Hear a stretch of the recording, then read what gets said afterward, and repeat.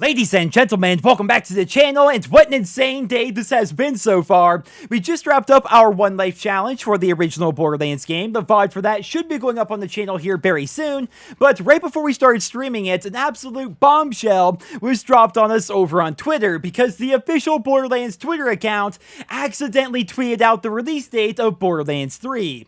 The image you guys are looking at right here is the tweet that was posted by the official Borderlands Twitter account, and of course they deleted the tweet a couple of seconds after it was posted, but by that point the damage had been done, everybody had already seen it, and everybody is already talking about it. Now a lot of people are rightly wondering if maybe this was an intended April Fool's prank, but I really don't think that it is, because what's funny about saying a release date and announcing a pre-order bonus? It really doesn't make any sense whatsoever. If you ask me, this is completely legit, and it's further backed up by the fact that this video was also posted, which shows Epic Games at the bottom left, which seems to confirm the rumors that Borderlands 3 is going to be an Epic Store exclusive that doesn't come out on the Steam platform. What an absolute bombshell this is. Now, maybe some of you guys are still wondering, perhaps this is an April Fool's prank, right? Of all the days for this to happen, it happened on April 1st.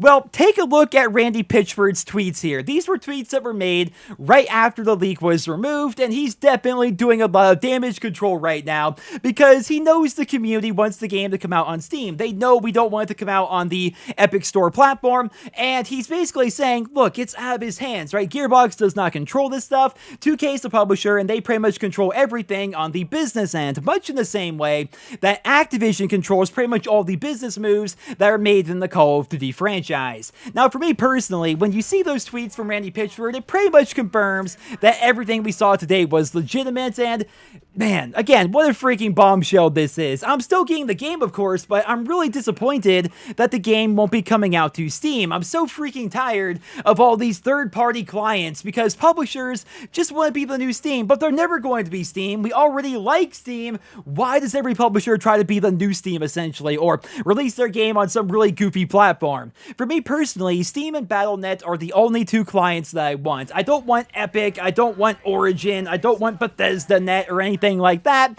It's all so freaking annoying. The beauty of Steam is all of your games are right there, all of your friends are right there, deals can be made through the Steam store, and everything is just so simple and convenient, right? And when you look at all these other clients out there, it's the opposite of convenient. Like, if you want to play Battlefield 5, you have to download and use Origin, or maybe you want to go from Battlefield 5 over to some Fallout 76, and you have to go and open up your Bethesda.net launcher and all that. Then maybe when you're done with that, you want to go and play some Fortnite, you have to go and get inside the Epic client. It's so convoluted and annoying, and I'm really disappointed that Borderlands 3 is not going to be on Steam. But of course, I still will be playing it. I am still very excited about the game, but I would say this is the first bit of bad news that we've received so far in regards to Borderlands 3. Now, if you're wondering about the pre-order bonus weapons, I don't think those are going to be as big of a deal. I'm sure over the course of the coming days, we're going to hear so much about how Borderlands 3 is ruined, it's got microtransactions and stuff, but remember that back in Borderlands 2, we had those special Gearbox weapons if you pre-ordered the game, and